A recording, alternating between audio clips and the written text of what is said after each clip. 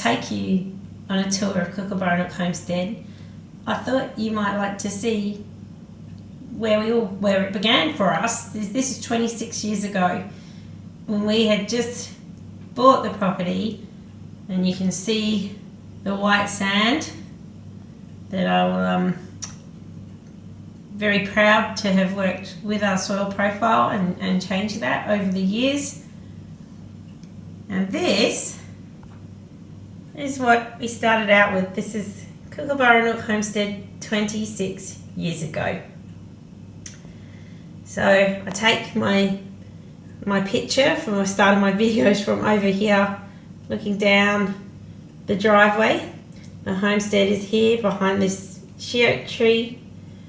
The concrete tank is here, and the 4 trees that we started with, 2 jarrahs, one here and one directly behind it. You can just see the canopy. It's quite far into the block in the distance. That's the one that fell on the house. That's no longer there. She oak and another she oak, which is dwarfed by my neighbours Lily Pilly and Jacaranda. Yeah, that's where it all began. So hopefully you can see how we've slowly changed it over time. Let's take you and introduce you to Kookaburra Homestead. So by now you're probably really familiar with this scene. It's where I take my photo from each month for the start of my YouTube video. Just to help you get your bearings on where I'm about to take you on the tour, we're going to go past paddock 1 first, which I call the liquid amber paddock. We're going to walk towards the homestead and come across the paving and down the red path past paddock 2, 3 and 4, and we'll head into paddock 5, which is currently having a bit of a rearrangement. Paddock 5 in my orchard area. We'll go past my chicken runs and into paddock 6 and 7, and then we'll come back round down the side and finish up at paddock 8, which is just over there. So that's kind of how our homestead is set up. Directly behind the house is the vegetable garden. So once we've gone round, I'll take you through the veggie garden. And that area is about 12 by about 9 meters, I think, in dimension, and it's a fairly new garden. Playing around, bringing a couple of principles from food forests, a lot of principles of planting different things to bring different microbes to the soil, and that's the main thing I hope that you see on this tour today, is just how far our soil has come with no outside inputs, just using the resources around the property of sticks and leaves, and yeah, we do everything as naturally as we can. So weeding's all done with the hot devil or by hand, and yeah, it's just been a labour of love for us. So hope you enjoy the tour. Hi everyone, it's Nat from Kookaburra Homestead.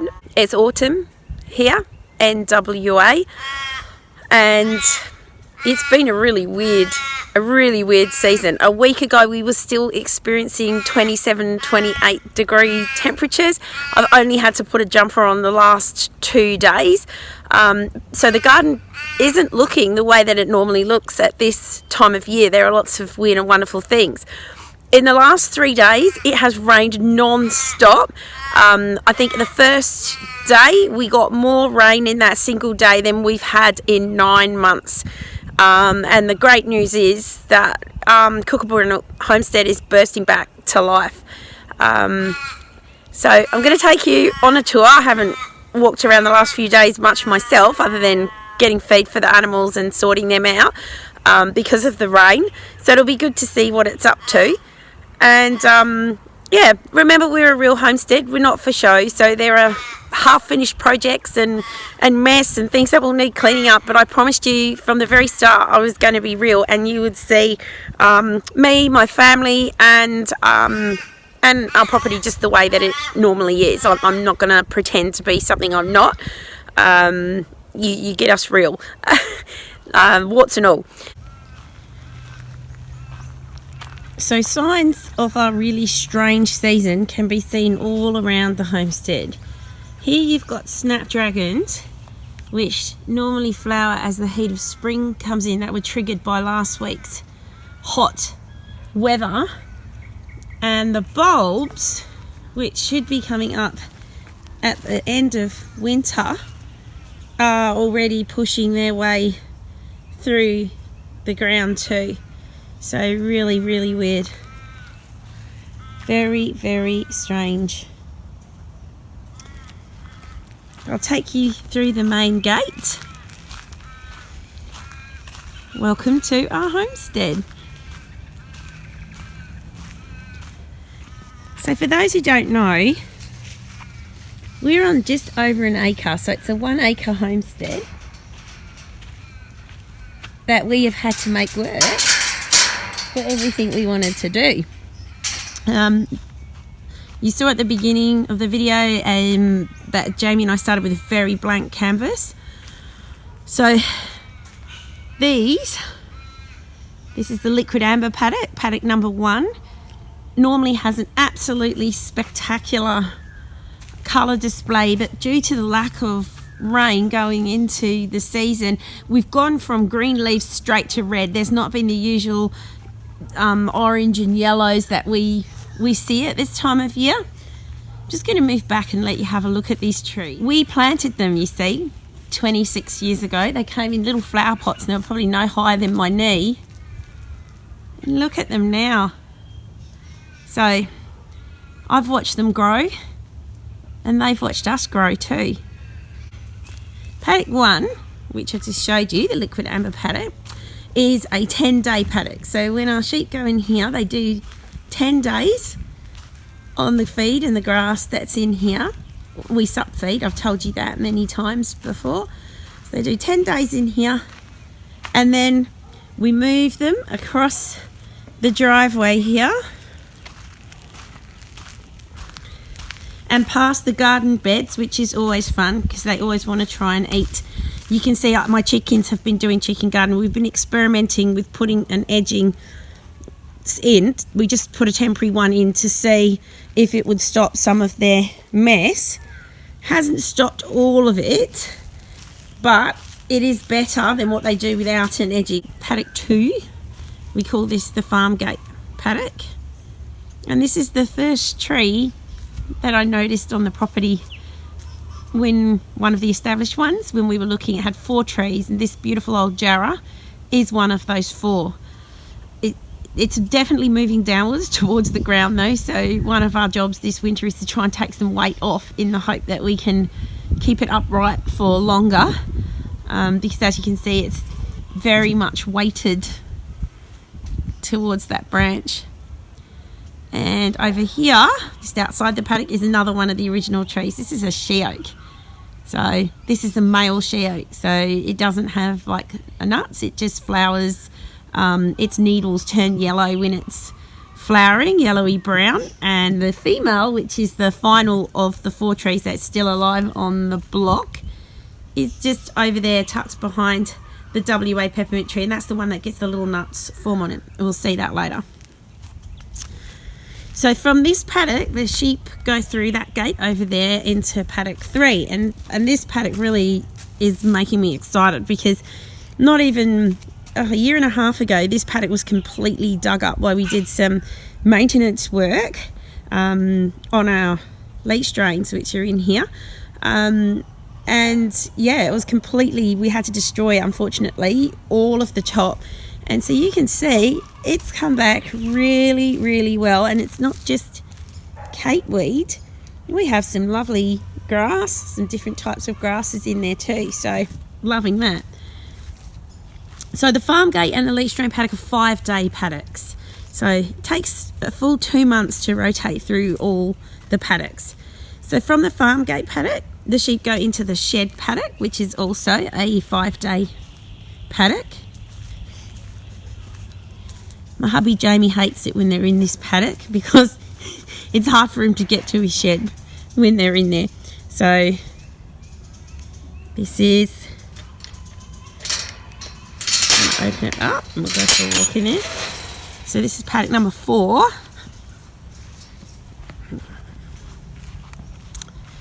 Just go round here, you can see all the little clover coming up. Hi Clover! Now this leads us to paddock number 5. Like, we're rejigging this paddock at the moment. This is a 10-day paddock, and we've actually combined 2 paddocks to make this one. So in here we have our orchard where we've had to do some emergency fencing with old Colorbond tin to stop the sheep from destroying the trees and my fruit nets. This will all be fenced off on our rejig. We're actually going to fence out from where the gate starts over there and around the orange tree, and the sheep will just have this little thoroughfare I'm walking in now to get through to here. This is our burn pile, so during summer, anything that we can't chop up and mulch because it like multiplies by little pieces, or it's something that is a weed that we don't want to spread, we put under the tarp and we just let it cook through summer under there, and then we try and burn it before the rains come. But as I said to you, the temperatures have been so high recently that we've had no burn and no burn instructions issued by our local authorities, so we haven't been able to burn it. And then the wet weather came in really fast, so I'm hoping it's not gotten too wet under there and we can burn this at our first opportunity. Then we'll be turning it back to pasture and shifting that pile somewhere else. So behind it is the English black mulberry tree, which we also planted from a tiny, maybe 10-15 centimetre stick. Look at it now, she's beautiful. The sheep keep her nicely trimmed underneath. So over here we have my olives, which I had to fence after the sheep used the fence to climb it, and they pretty much destroyed them. So they're going to come out. We're going to dig out the olives. We're going to reuse this bit of fencing and for fencing off that orchard, and we'll relocate the olive trees, which were really big and beautiful before the sheep got to them. We will relocate them inside the orchard area. So this is still all of one paddock. So you can see this is my orange tree netted over here. There'll be lots of fruit actually hidden. So here is some of the fruit. It's very small because we haven't had the rain, but you can see it's like trying to flower again. And this is all the strange stuff that is happening due to the weather that we've had. So I've got lots of tangelos, but they're very small this year. They're colouring already, but they haven't gotten much bigger yet. So hopefully now that we're juicing up inside, I'm hoping the skin will have enough room for them to expand without splitting, which is what happens often when the tree sets fruit during a dry season and hasn't had enough water.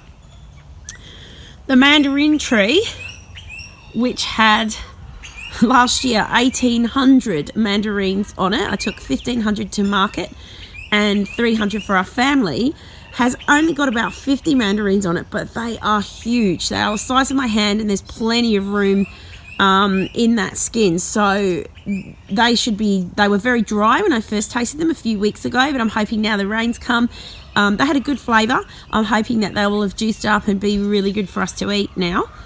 The grapefruit, which was also a victim of the sheep before we got the fencing up, has come back really quite well. So I still have hopes that will be able to fruit one day.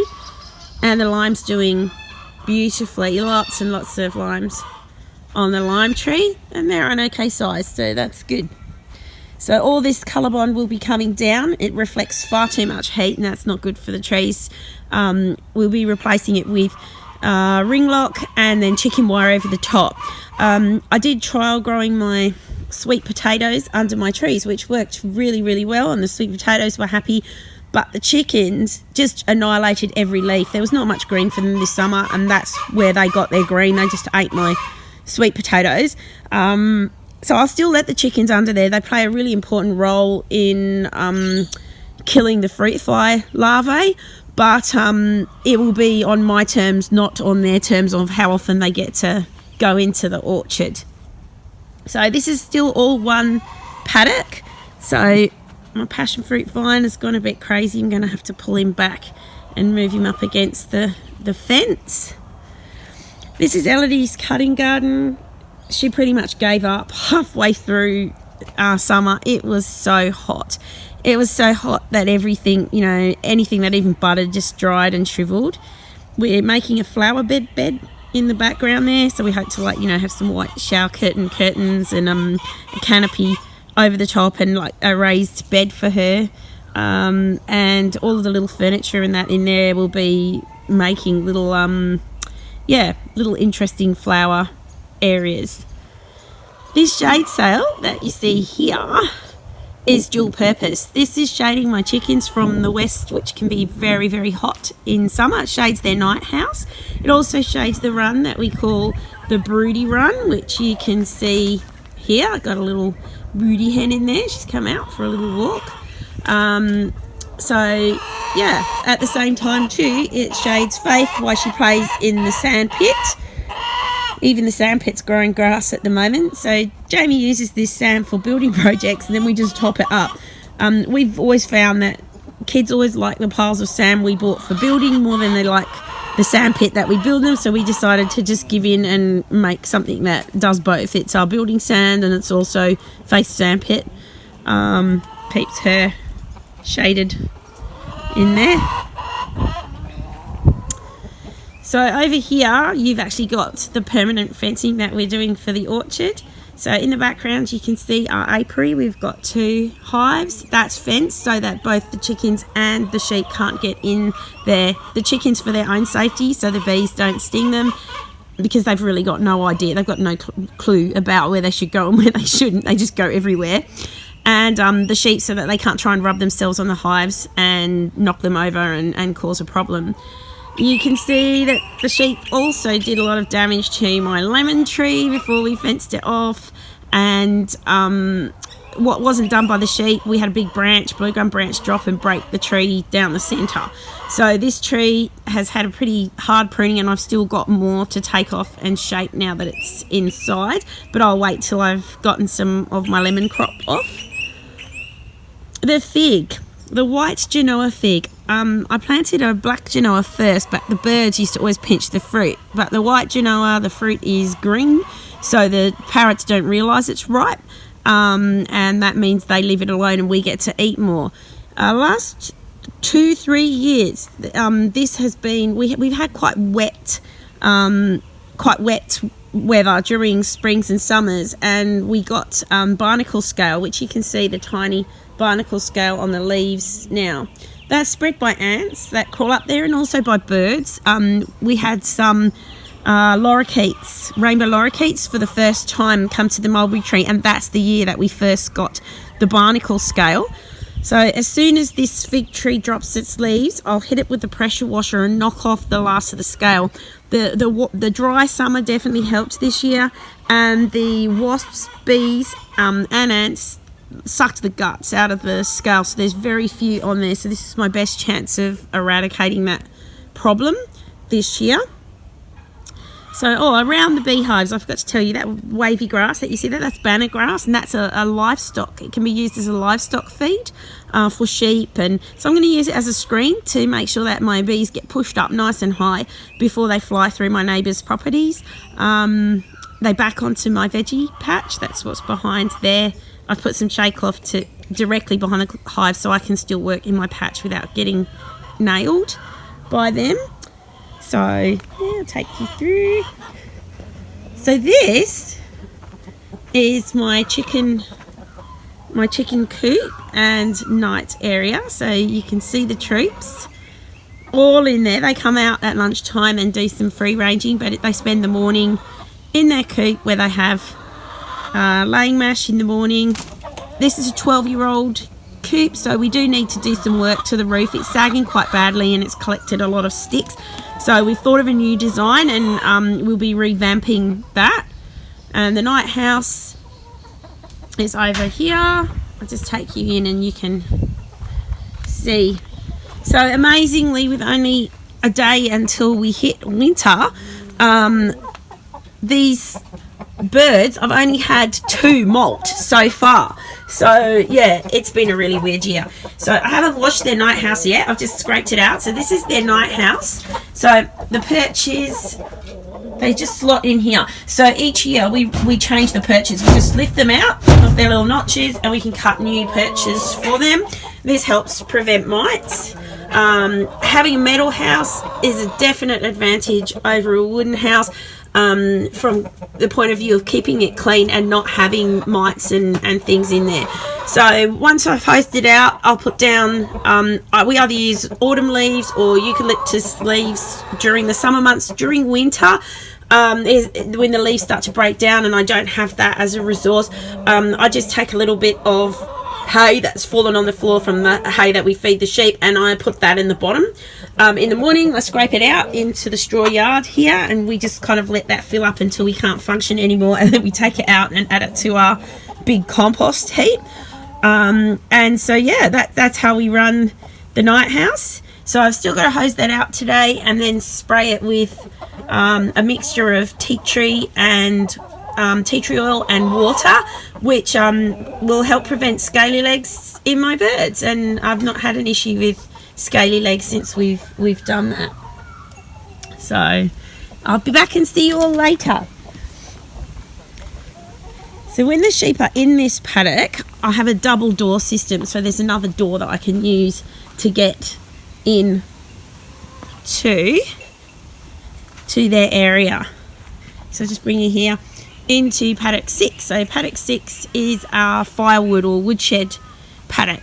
So during the year we collect any branches that fall down, and we put them over here for when we have time to rock the chainsaw, which hasn't happened much because, as I told you, we've had when we have bans on lighting fires, there's also bans on using mowers and chainsaws, anything that might spark and ignite a fire, and everything was so dry this year. We've had lots of those, so we just have not got to it. So this pile here is 2 years old and this pile here is 1 year old, so both of these would be good to burn this winter. We just need to cut it up and get it stacked into the woodshed ready to roll.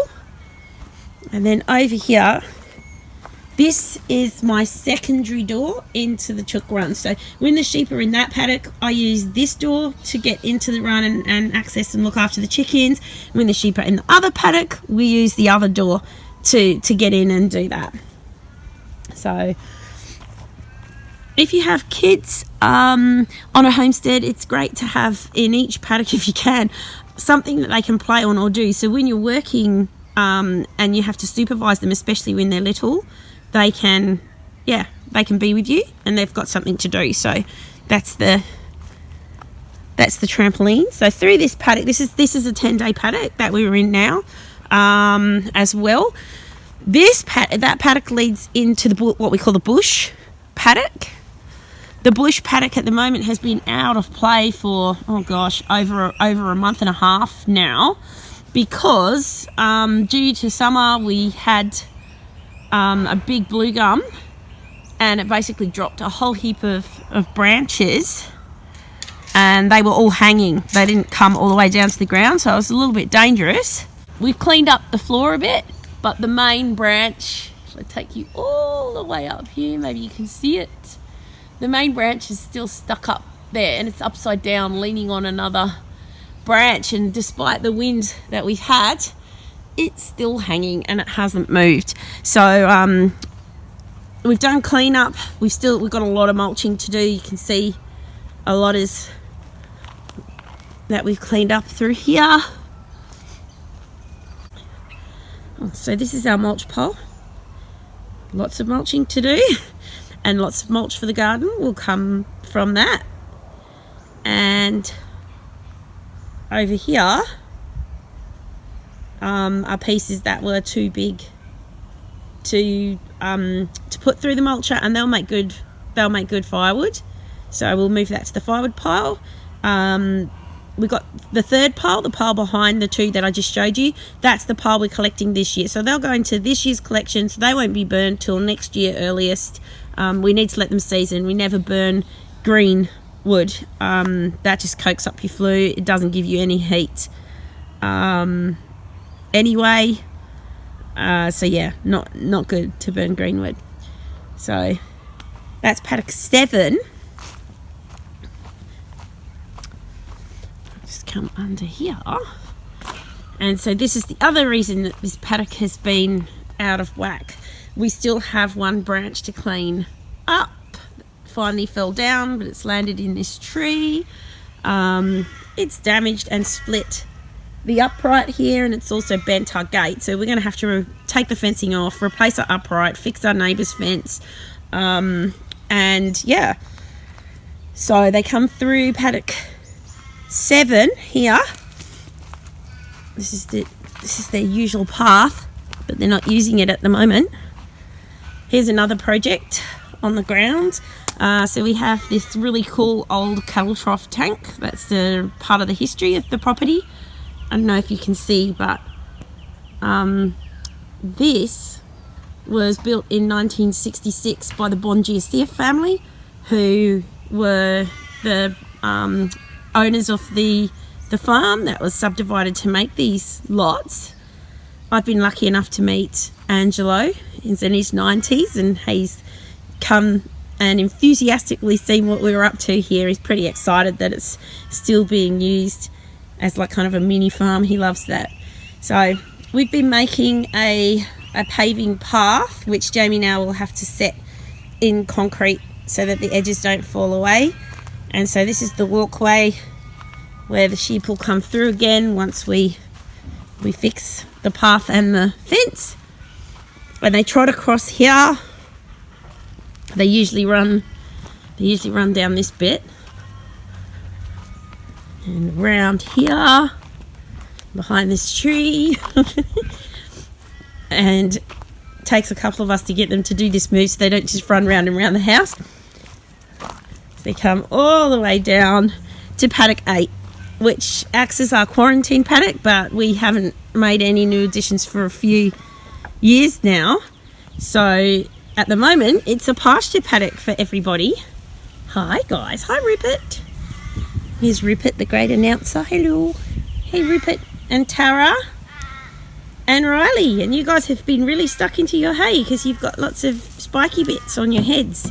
So this is their last day in this paddock before they'll be shifting to paddock 1 tomorrow. What do you think of that, Tara? Hey? So here they are in their little paddock. Have a good day, guys. So while we're here, I'll show you this. Ooh. This is my ornamental compost heap. So what I mean by that is it's set in an ornamental, not an edible section of the garden, and this is where we put peelings or leftovers from produce like that has come off of our garden that may have been sprayed with glyphosate or that we don't know the origins of. This is where we put coloured paper and things that we have, not a huge idea of whether they have no plastic coating or anything, all go into this bin. Citrus goes in here. Dog poo went in here when our boy Spud was still alive. And we use this really cool, this is called a compost corkscrew. They're my favourite things. Each compost heap has one. And basically, you can see the worms. You just have to, when you make an addition, twist this and it'll go, it's hard to do with one hand, but it'll go all the way down to the bottom. It's really easy on your back. It's not hard. And this bin just empties itself. So I never empty this bin. It just disappears into the ground, probably used up by the eucalypts. And that's what we do with all the paper. If my family have like fast food or takeaway, they'll bring home and they'll drop everything, they'll tear it up and put it in here, and it all breaks down to nothing. So all I have to do is remember to water it in summer, and open it up when there's going to be rain. But it's had plenty of that the last few days, so we'll close that up. And we're back to the front of the property again. So this middle section we kind of call the house paddock. So I'm going to take you now back round again. Back round, here we go. And I'll show you my veggie garden.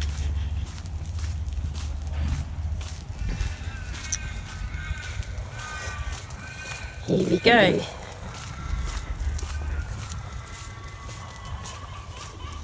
Come for a walk.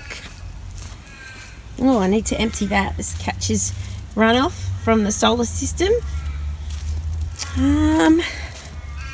And here is the start of my veggie patch.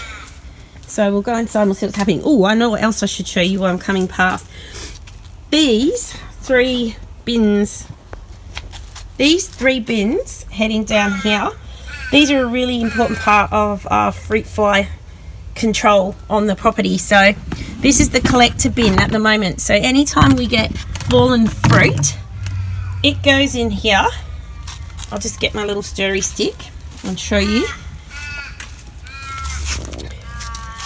You don't want to compost fruit fly fruit, because if you do, the larvae will just breed in your bin and in your compost, and you'll be adding them back to your garden. So you actually want to like drown them or solarize them. So this is my collector bin. You want just enough water to be over the top of whatever you're putting in there. So this is a great way of dealing with weeds as well.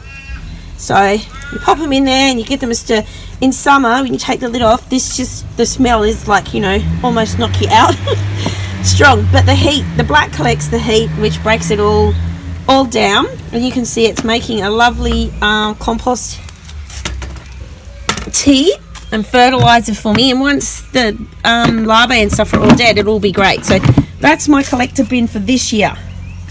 This bin has spent a year breaking down, so it's nearly ready to use. Just got a scoop in there that I scoop it out with, so you can see. Oops, we got some plastic in there. Take that out, put that in the bin later. So yeah, so this has spent a year breaking down, so that's almost ready to strain into my use it bin. You know it's ready when you can't really recognize anything in it. And then the last bin over here, this is my add to the garden bin that I've been using this year. So you can just dilute this 1 to 10 and feed your garden. So this is just good. It's got nothing in it. It's been made from weeds and yeah, seaweed. Anything like that can all be thrown in there. Nothing like a distraction. Here's the rosemary hedge. Isn't she great?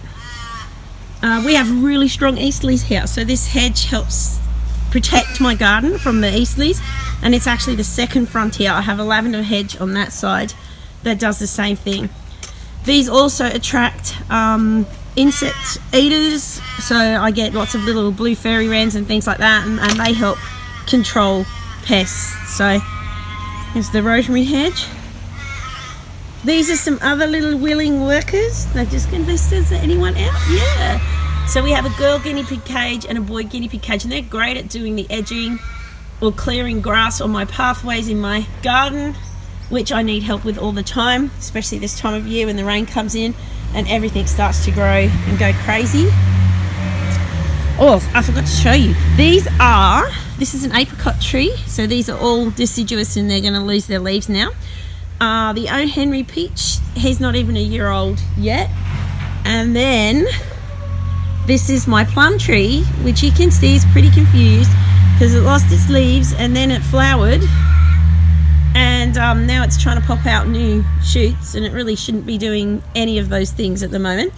But that was moved a year and a half ago, so that was an 8-year-old tree. This one here was a 10-year-old tree, and I moved that. They were in the chicken run. They had really lovely lush green leaves, not much else. I just think just too much nitrogen, so we brought them in here. We just planted them straight into the grey sand, and yeah, that's they both survived, and the plum fruited really quite heavily. We did lose probably 2/3 of the crop when we hit 40-degree heat waves, but I had 20 really nice plums off that plum tree, so that was really good. So this is my avocado. So avocado now would be 2 years old, or 2 years in the ground, and I call this little part of my veggie patch Little Europe. It's a microclimate. It's under the shade of the peppermint tree here, and it gets shaded off by the choco arbor to this side and my little garden shed to the right. So it's a really protected area from those winds I was telling you about. So in this area I have got my rhubarb and another little compost bucket to feed the rhubarb by, because it really likes that. Little juniper, horseradish over here, and yeah, my avocado. I've got some lovely ivy which I want to grow around the back of my garden shed, but I was waiting for the fencing to be finished so my sheep can't get hold of the ivy, because that's not a good thing for them to eat. And that whole area behind there is our salvage yard, where we just collect materials that might come in handy for projects that we're working on, and there are always projects and fixing and things to do. So my second avocado, so hopefully these two will cross-pollinate, if not I'll have to do some grafting, is here under the choco arbor, and I think this area will be a really good area for some mushroom logs. I did inoculate these ones with some spawn. We'll see what happens this year. If it doesn't work, then I'll get some new logs. They may have been a little too old. So I've got some warrigal greens growing down there on the floor, and a feijoa plant, and then behind that some more sweet potatoes. My path is really weedy. This back end of the garden I haven't got up to sorting out yet. So it was so hot in summer, you just couldn't weed. So I'll take you to the part that I have been tidying up. It'll be time to go back there soon. So let me take you down the path. Here we go. So this is my loofah plant, which I'm really excited about. Look at those lovely loofahs. So this was planted last July, and it did nothing until the cooler weather started in May, and then suddenly it just popped to heaps of flowers, and it started growing at like this frenetic pace and just made all these beautiful loofahs. So I'm pretty excited about having those. And it was the same with the Kawano melons. There's about 10 of them on there. They're really good at hiding. So these are really spiky. If you've never seen one before, these grow in the Sahara Desert. Everything about it is spiky. The leaves, the stalk. They taste kind of melony, and they're really hydrating. So it's like actually the seeds in this green goo that you want to eat. They're also fabulous added to gin, which is what I like to do with them. They last at room temperature, the Kawano melons, for up to 6 months. So that's pretty cool. So they're coming along. Here is a pak choy. Oh, something has snapped the flowers, and that's really sad because I wanted that for seed. So yeah, oh, that's really sad. Never mind. So it's a little pak choy. I've got some broad beans coming along at the back there, and I've got some zucchinis that I'm spraying madly with a cross between I'm using half whey and half water and spraying. Oh, that one got really yucky. Must be from the hail. I have another nice one growing there though. Couple of little baby one down here. Oh, I put my finger in the way. So yeah, I've been spraying it with the half whey, half water to kill this mildew, and it's been working quite well. So I'll have to hit that again today after it's 3 days. Oh, there's a nice one there. I'll have to come and pull that one up. And I don't know, something's had a munch of the end of that one. I have no idea what. Got some globe artichokes at the back and a daikon radish coming along. Lemongrass is starting to look a bit sad. Now we're going into the wet, cold weather. I have some green oak lettuce and some butter crunch, which bolted when we went back to the 27-28 degree day, so I'll collect some seed off that. Oh, little comfrey plant hidden down there. Some cosmos coming up here, and I've got some carrots in this patch, so I'm not touching it till I see what's happening. Got some tomato seedlings in some collars to stop the snails and slugs from getting them, although it's almost time to set my beer traps again. Some Malabar spinach, and this is last season's broccoli, which I'm keeping in the hope that I can collect some seeds from these flower heads. This kale was really good. This one was unaffected by aphids, so I'm hanging on to this one for seeds as well. I've got some new cowpeas coming up, and it looks like my friend the bandicoot. This is a constant issue that I face. The bandicoot comes to eat the slugs and snails, which I love. They're sometimes called quenders, but they also they dig out your seedlings, which you have to keep an eye because it's very easy for you not to realize what they've done and to lose all your hard work and seedlings that way. So I've got some more collars here. So I've got some sweet basil coming up, and I need to get back and weed this all again. With my weeding, unless it's runner grass, I just pull and drop in the beds or on the path. I've got some silver beet coming up and a beetroot in there. Yep, more coming up here. And there's my beer traps ready to put in and fill. As soon as that searing heat finished, my chili plant went nuts, so I need to come and harvest here too. I've got lots of lovely jalapenos to bring in and make a nice sauce with. So at this end, I have an ice cream bean tree. Planted this because they are fabulous nitrogen fixers, and I wanted that for the soil in the veggie area. So having trees in amongst, I'm trying to mix trees and flowers in my garden to help the microbes to put out different exudates, which brings different microbes to the soil. So under the ice cream bean tree, I have got some coriander seedlings, which are coming up nicely. Elodie will be happy. She likes cooking with coriander, so that's exciting. Under the rosemary, I have baby sunrose, which when it's sunny has some little red flowers. It has a salty pop to it. You can eat it raw, the new leaves raw, or you can cook it in stir fry. So it's sometimes by some people called native spinach, but that's baby sunrose growing under my rosemary hedge. Fantastic weed suppressant too.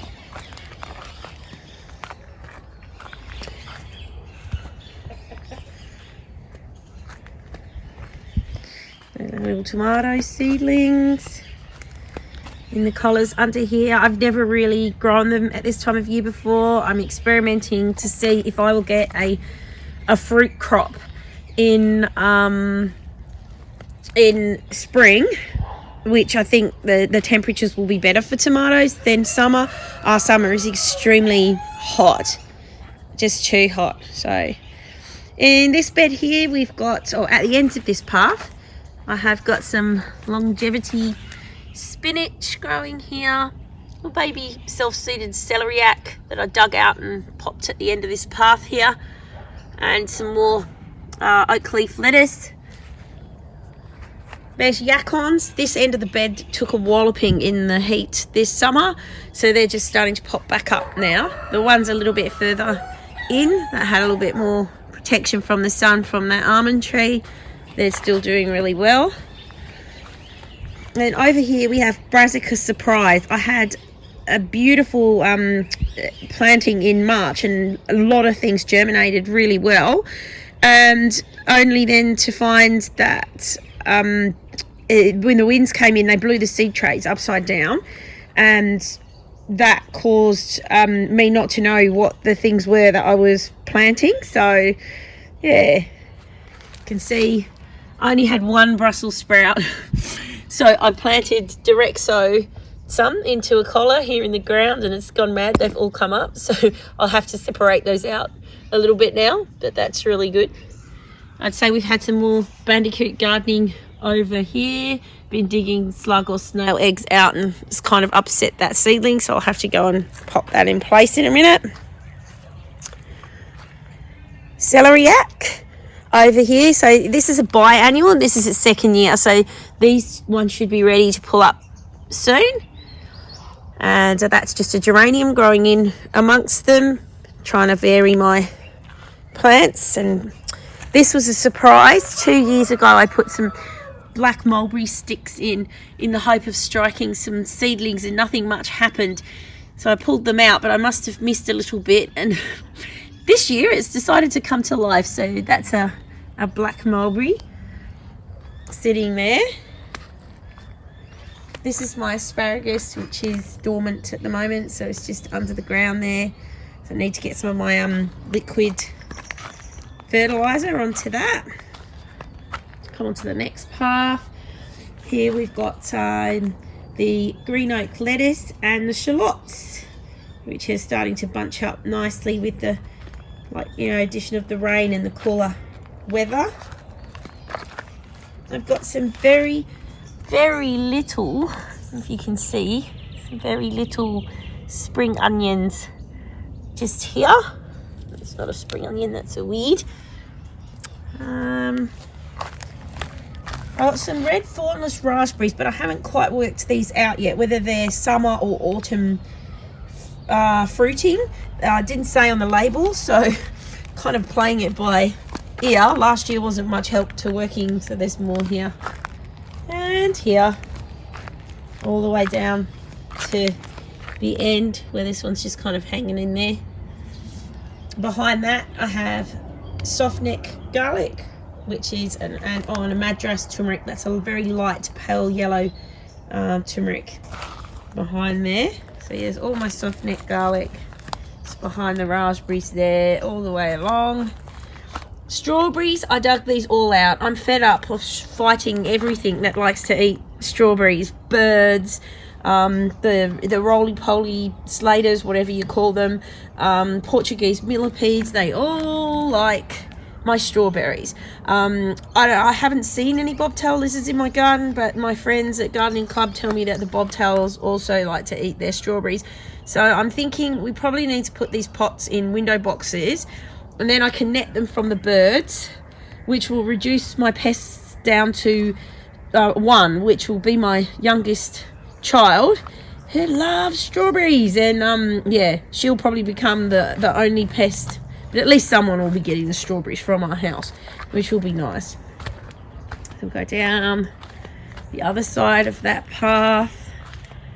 So there's the elephant garlic or hardneck garlic growing here. So these ones were grown from cloves, so they'll form a true to parent garlic. Some more marigolds and some alyssum and a feverfew down here. And then at the end of the path, oh my goodness, something has been eating my pineapple sage. Look at this poor plant, it is hanging in there. Oh, it's not looking good at all. Not looking good at all. Then this is my weedy bed. This is where I've got up to with the weeding. So there's a turmeric dying down there now that the cold weather is in, and he'll pop back when the warm weather comes back next year. It's one of my young chicks learning to crow there. So this is my weedy bed, because yes, real gardens have weeds. They get weeds, and unless you use nasty sprays and things like that, or tarps, which can kill the microbiology, you're going to get weeds in your garden, and most organic gardeners will tell you that. So this is a bobosc pear, so I've got to get in there and get rid of all these weeds and get this bed planted out. I want to put some cabbages and things like that in there, perhaps move some of those Brussels sprouts into here. Then we have a tropical pear. So this is Dwarf Sunshine, which this has done really well actually. We had 7 really big nice pears off of it. So it was its first year in the garden. Dug it out from its old home in the chicken run and relocated it here. So yeah, it's just done probably just over a year, maybe a year and a half in this garden. So I was pretty happy with that. It's first year fruiting. Chicory at the bottom of that, so I'm hoping that will go to seed and I'll get some seeds from that one. Same deal, this path hasn't been weeded, so I've got just these 2 to go. This was where I was working in the garden last time I was here. It was in this bed here, so I've just planted that out with leek. I've got some cowpeas still growing in there from March. They were put in March. I'm doing an experiment. I've got onions planted not in collars and onions planted in collars. I'm kind of enjoying the collars. They tell me where I've put things, which I find really helpful before they germinate and come up. I sometimes forget what I've done and dig up places I shouldn't. And then this side I've planted the bulbils from the elephant garlic. So at the end of the path you can see my rocket patch that I'm keeping. So it's doing pretty nicely there. He's got some lovely juicy leaves, and this is something that just self-sows itself in the garden all the time. I don't have to do anything to be able to enjoy that. So my grapes have they've gone dormant now, so I've trimmed them back. Chocos, so few. Last year I had like so many, like buckets full, and this year, yeah, just so few chocos. It's a bit sad. We like chocos. With great vegetable. Nasturtium weaving its way up there, and it didn't take long, but with the first of these rains and lower temperatures, you can see I've got some nettles starting to pop up in different places. Let's take you back this way. So that's my main veggie patch. This area here we've got plants for too, but we haven't really gotten going other than the fennel. So fennel is the sociopath of the veggie garden. So you need to plant it separately away from other plants. I need to mulch and water this one really heavy. I'm hoping for juicy bulbs this year. Last year they were a bit dry. Probably left them past the best time to harvest them. So we're going to go out the gate. Just going to take you around and over here. So we've just walked the veggie garden, which is just to our left there. I've come out and I'm just taking you down in front of paddocks 6 and 7 to, this is my biggest compost heap. So this is where we take all the chicken straw and leaves from the night house. When that builds up, we bring it all here and put it in here to be composted. And we can use this to fill up raised beds, to make potting mix. Sometimes if we even out of mulch, we'll top up from here, but you can see it's nice, and it kicks out some heat when you do a little twist with the corkscrew. So that'll just break down and become, you know, really lovely compost to use around the yard. So nothing wasted here. So the last area is back past the veggie garden. The last area that I'm going to take you to, so here's the veggie patch where we just walked through. So yeah, the last area I'm taking you to around this side, my last little growing patch.